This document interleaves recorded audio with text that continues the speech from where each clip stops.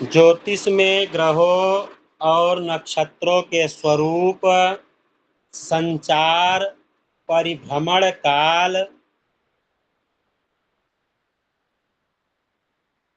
ज्योतिष में ग्रहों और नक्षत्रों के स्वरूप, संचार, परिभ्रमण काल, ग्रहण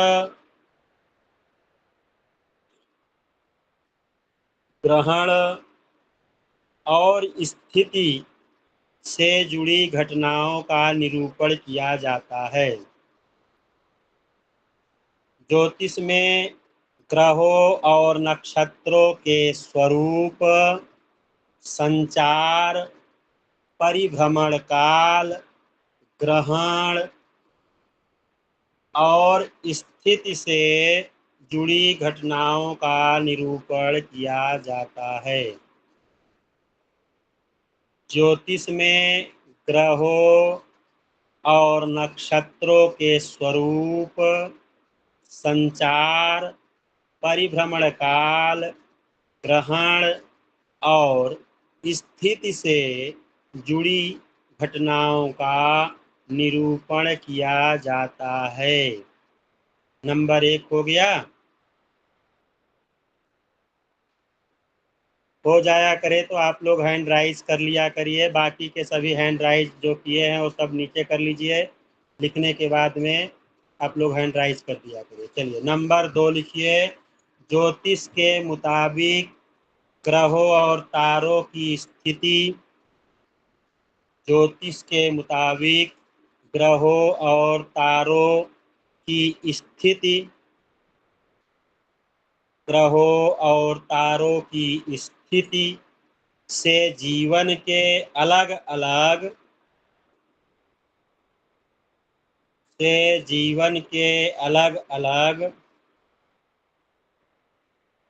पहलुओं जीवन के अलग अलग पहलुओं। ज्योतिष के मुताबिक ग्रहों और तारों की स्थिति से जीवन के अलग अलग पहलुओं जैसे स्वास्थ्य, धन, प्रेम, कैरियर वगैरह पर अक्सर असर पड़ता है। कैरियर वगैरह पर असर पड़ता है।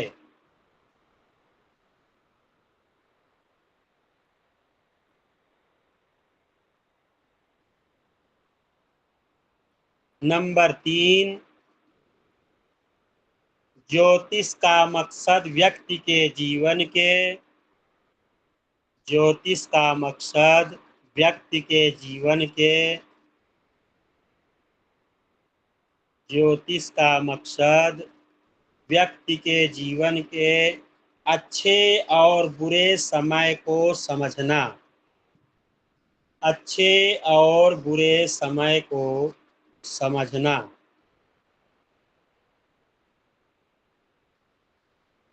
और जीवन से जुड़े प्रमुख पहलुओं से सलाह देना होता है। और जीवन से जुड़े प्रमुख पहलुओं से सलाह देना होता है।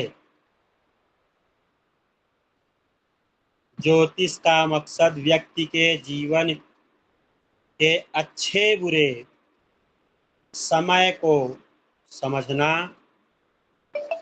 उसकी प्रकृति और व्यवहार को जानना और जीवन से जुड़े प्रमुख पहलुओं में सलाह देना होता है। नंबर 4 लिखिए। ज्योतिष में 9 मुख्य ग्रहों को माना जाता है। ज्योतिष में 9 मुख्य ग्रहों को माना जाता है। ज्योतिष में 9 मुख्य ग्रहों को माना जाता है।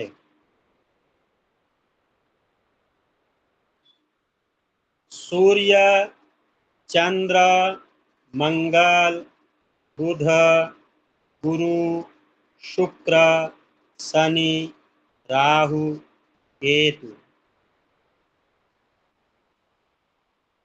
सूर्य, चंद्र, मंगल, बुध, गुरु, शुक्र, शनि, राहु, केतु। अगला नंबर लिखिए, अगला नंबर लिखिए। ज्योतिष में किसी व्यक्ति के जन्म के समय, ज्योतिष में किसी व्यक्ति के जन्म के समय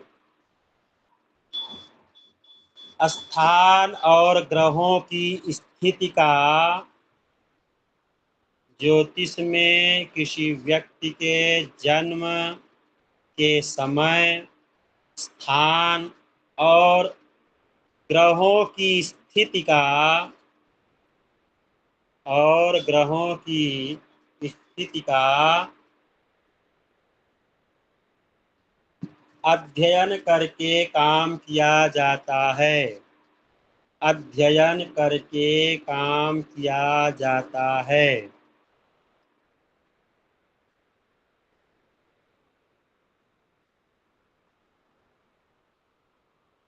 हो जाए तो हैंड राइज कर दीजिएगा। चलिए अब लिखिए ज्योतिष को लेकर कुछ बातें, ज्योतिष को लेकर कुछ बातें।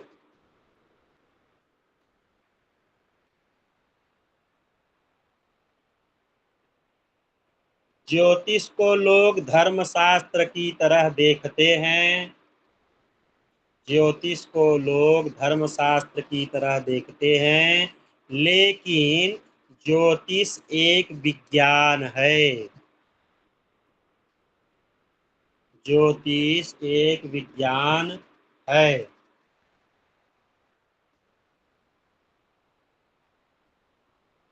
अगला पॉइंट लिखिए, ज्योतिष में मर्मज्ञ और आध्यात्मिक ज्ञान, ज्योतिष में मर्मज्ञ और आध्यात्मिक ज्ञान के विशेषज्ञ, ज्योतिष के मर्मज्ञ और आध्यात्मिक ज्ञान के विशेषज्ञ दोनों मानते हैं कि ज्योतिष के मर्मज्ञ और आध्यात्मिक ज्ञान के विशेषज्ञ दोनों मानते हैं कि मनुष्य की स्थिति, मनुष्य की स्थिति उसके कर्मों, विचारों, भावों और संस्कारों के मुताबिक बदलती है।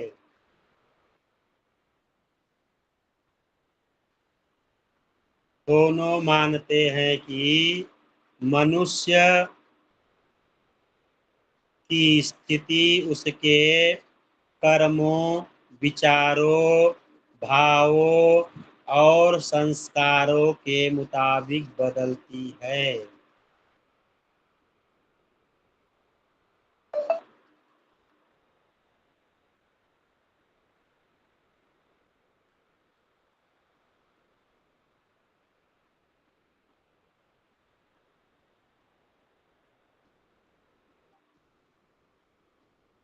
लिखिए ज्योतिष के आगे ज्योतिष सांसारिक घटनाओं की भविष्यवाणी, ज्योतिष गुरुजी जी कर्मों, विचारों, भाव और आगे क्या है?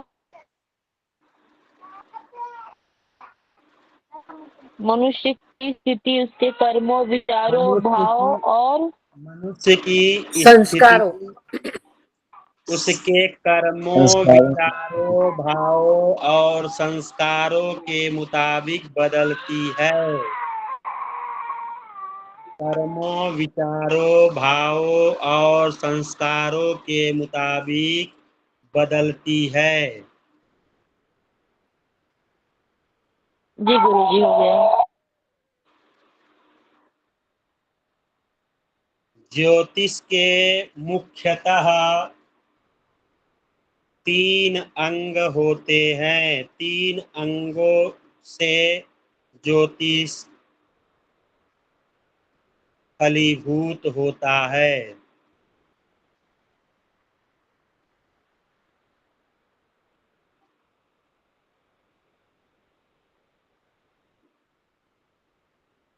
ज्योतिष मुख्यतः 3 अंगों से फलीभूत होता है। प्रथम ज्योतिष, द्वितीय आयुर्वेद, तृतीय तंत्र।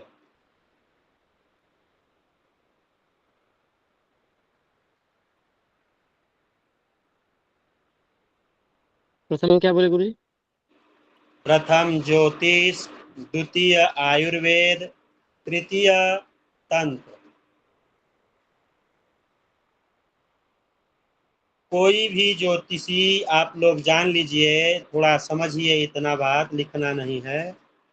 कोई भी ज्योतिषी 100% ज्योतिष पढ़ ले, जो आज के समय में ज्योतिष बताई जा रही है लोगों को, वह ज्योतिष पढ़ ले, कई शास्त्रों को पढ़ ले, लेकिन आप यह जान लीजिए कि ज्योतिष के दम पे, गणित के दम पे, फलादेश के दम पे 60% 60% ही बता सकता है। मतलब अगर 6 प्रश्न आप 10 प्रश्न कोई पूछता है तो उसमें 6 प्रश्न आप ज्योतिष के दम पे बता सकते हैं उसका सही उत्तर। लेकिन 100% अगर आपको ज्योतिष करना है, 100% किसी के बारे में आपको बताना है, तो उसमें आपको 15% आपके गुरु की कृपा, कितना हो जाएगा? 60, 15, 75। 15% आपके आध्यात्मिक क्षेत्र के पूजा पाठ, आप जिसकी साधना करते हैं उसकी कृपा। ठीक, कितना हो गया? 90%। 10% आपका अनुभव जो होता है वह आपको 100% को पूर्ण करता है। अगर आपके पास आध्यात्म नहीं है, अगर आप किसी की साधना नहीं करते हैं, अगर आप किसी की पूजा पाठ नहीं करते हैं, आप अपने गुरु को नहीं मानते हैं, या गुरु आपको नहीं मानते हैं, गुरु की कृपा आपके ऊपर नहीं है, तो आप अपने अनुभव के दम पर 10% की मान लीजिए आपकी वृद्धि होगी, तो 70% आप बता पाएंगे। तो वहां पर कहीं न कहीं लोग आपको क्या कहेंगे? वो तो तुक्का फेंक दिया। तुक्का फेंकने का मतलब लाख बाई चांस आपका वह बात जो है वह सिद्ध हो गया। लेकिन आपको 100%, 100% अगर आपको ज्योतिष में सही सही किसी के बारे में बताना है या समझना है, तो उसके लिए आपको यह 3 से 4 कार्य करना होगा। तो जो तंत्र की बात कही गई वह आध्यात्म का क्षेत्र है। आज के जो लोग कई प्रकार से हमारे शास्त्रों को बदनाम करने का कार्य किए हैं कि तंत्र तो गलत चीज है, गलत रास्ता है, लेकिन तंत्र का मतलब कोई जानता ही नहीं है। तंत्र किसे कहते हैं? तंत्र जो होता है उसका मतलब यह है कि एक व्यवस्था, जो पहले से व्यवस्था बनाई जा चुकी है उसी को तंत्र कहते हैं। जैसे लोकतंत्र और प्रजातंत्र, हमारे देश में लोकतांत्रिक और प्रजातांत्रिक सरकार रहती है। तो प्रजातांत्रिक, तो वहां पे क्या सभी तांत्रिक बैठे हुए हैं? प्रजा ने जिनको चुन करके भेजा है, तो वहां पे सभी तांत्रिक नहीं बैठे हैं। वहां पे कैसे बैठे हैं लोग? उसको जानने वाले बैठे हैं, उसकी व्यवस्था को समझने वाले हैं, उस व्यवस्था के अनुसार चलने वाले हैं। तो तंत्र का मतलब होता है व्यवस्था। तन्यते विस्तार्यते इति तंत्रः। जिस मंत्र को आप जप तप के माध्यम से बड़ा कर देते हैं, उसकी शक्तियों को जानते हैं, उसी को तंत्र कहते हैं। तो हम उसके माध्यम से, दूसरी बात आयुर्वेद, जो हम तीसरी बात आपको कहे कि आयुर्वेद, जब आप किसी के बारे में जानते रहेंगे कि वह बीमार होने वाला है या कुछ किसी प्रकार की स्थिति से वह गुजर करके बहुत ज़्यादा समय से वह बीमार चल रहा है, तो आयुर्वेद की दवाओं को आप थोड़ा जानते रहेंगे, तो उसको आप पूजा पाठ के माध्यम से, उपचार के माध्यम से उस व्यक्ति को आप ठीक कर सकते हैं। ज्योतिष के माध्यम यही है। अब हम आते हैं कि ज्योतिष को जो है, ज्योतिष को हम कैसे जानेंगे, किस आधार पर हम जानेंगे? तो ज्योतिष जो है पंचांगों के ऊपर चलता है। ज्योतिष के पंचांग किसे कहते हैं? पंचांग आप लिख लीजिए, आप लोग लिख लीजिए कि पंचांग किसे कहते हैं।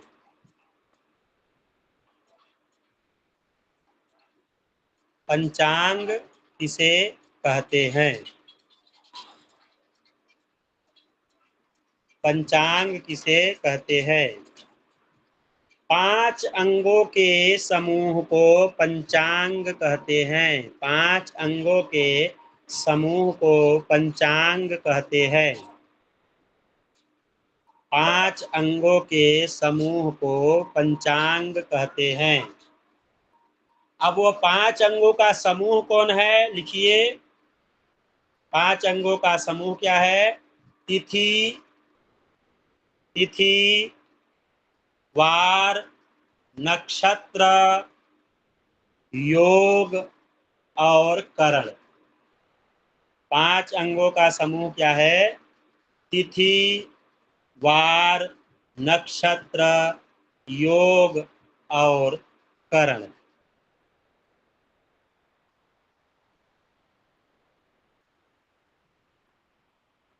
तिथि, वार, योग, तिथि, वार, नक्षत्र, योग और करण।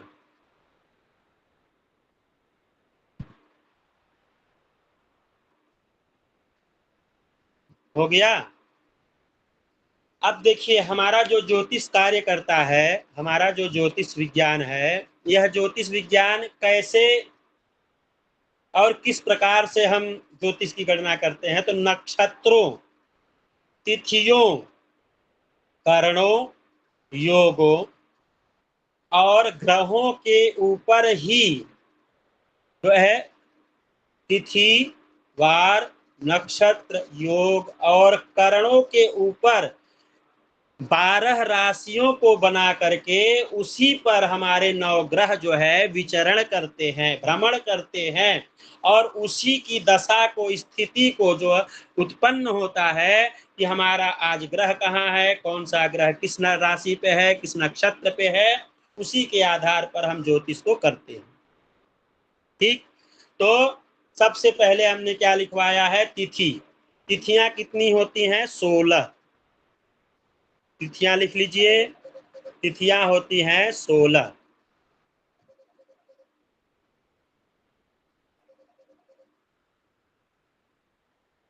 तिथियां होती हैं 16।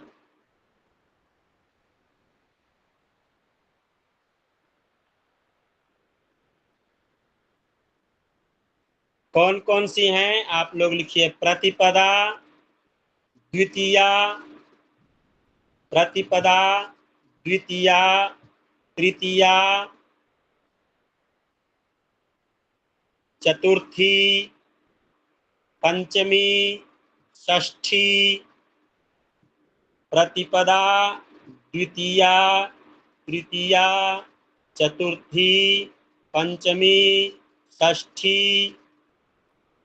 सप्तमी, अष्टमी, नवमी, दशमी, एकादशी, द्वादशी, त्रयोदशी, चतुर्दशी, कृष्ण पक्ष में अमावस्या, शुक्ल पक्ष में पूर्णिमा। कृष्ण पक्ष में अमावस्या, शुक्ल पक्ष में पूर्णिमा।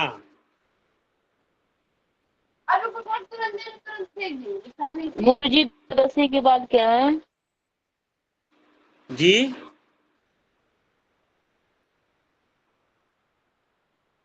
चलिए हम एक बार एकादशी, फिर द्वादशी।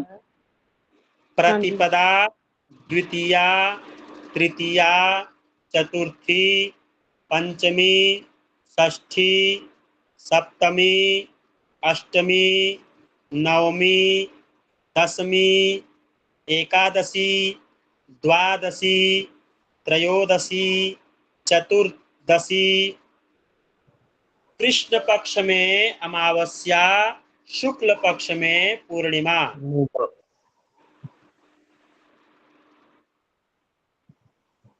कृष्ण पक्ष में अमावस्या, शुक्ल पक्ष में पूर्णिमा। ये 16 तिथियां होती हैं। वार के बारे में आप लोग जानते हैं। वार कितने होते हैं? रविवार, सोमवार, मंगलवार, बुधवार, गुरुवार, शुक्रवार, शनिवार, ये 7 वार होते हैं।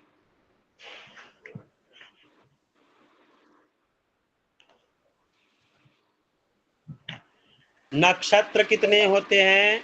27 नक्षत्र होते हैं। अभिजीत को लेकर के 28 होते हैं। 27 नक्षत्र होते हैं, अभिजीत को लेकर के 28 होते हैं।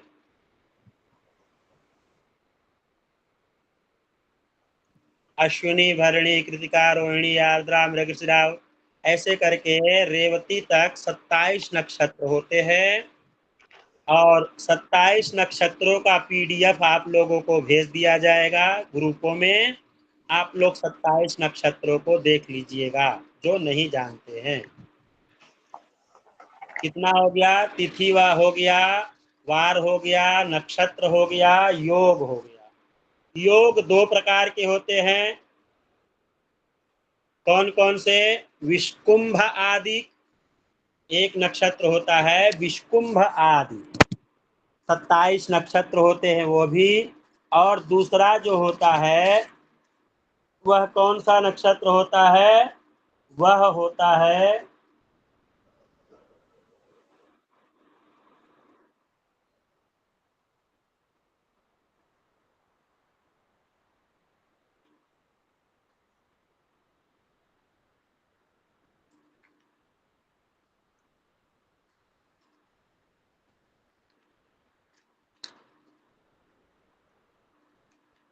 प्रभवादि।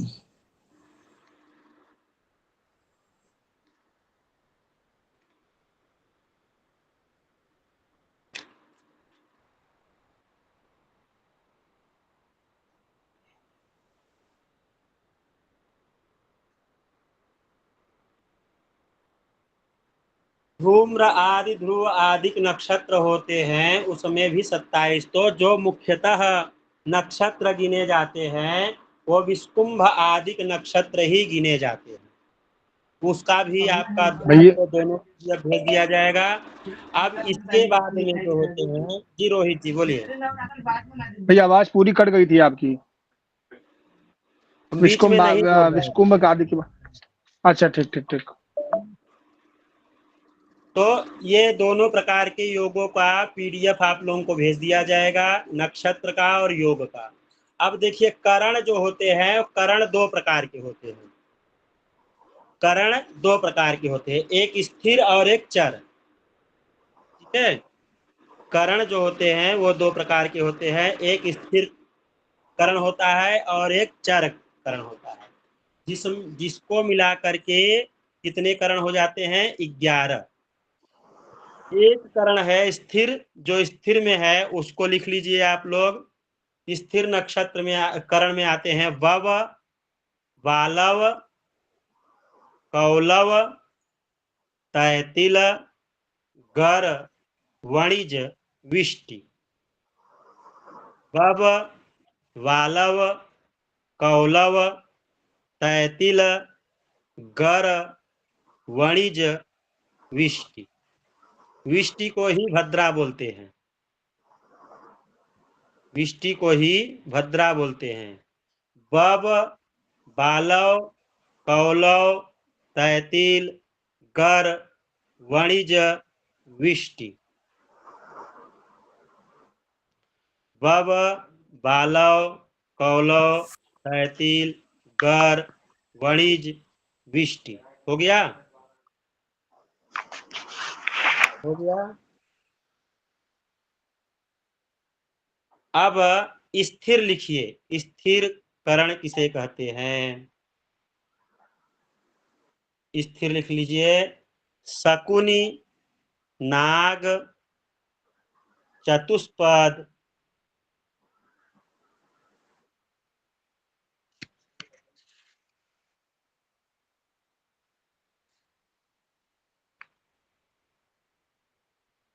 शकुनी, चतुष्पद, नाग और किंस्तुघ्न, ये 4 प्रकार के स्थिर नक्षत्र करण कहे गए हैं। स्थिर का मतलब है ये उसी तिथि पे आते हैं, उसी तिथियों पे ही इनका आना रहता है। और जो चर हैं वो ब, बालव, कौलव, तैतिल, गर, वणिज, विष्टि। विष्टि समाप्त हुआ, फिर ब, बालव, कौलव, तैतिल, गर, वणिज, विष्टि, फिर ब, बालव, कौलव, तैतिल, गर, वणिज, विष्टि, फिर ब, बालव, कौलव, तैतिल, गर, वणिज, विष्टि। ये आप लोग देखिए कि कृष्ण पक्ष की चतुर्दशी के उत्तरार्ध से लेकर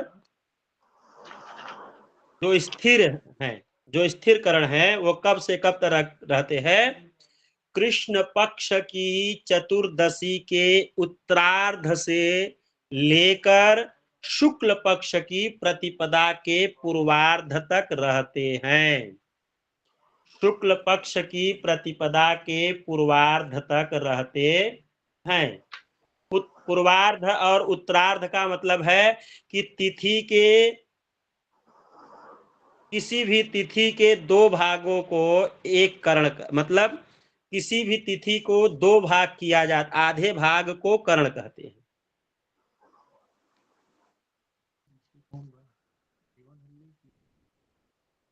क्या एयरपोर्ट?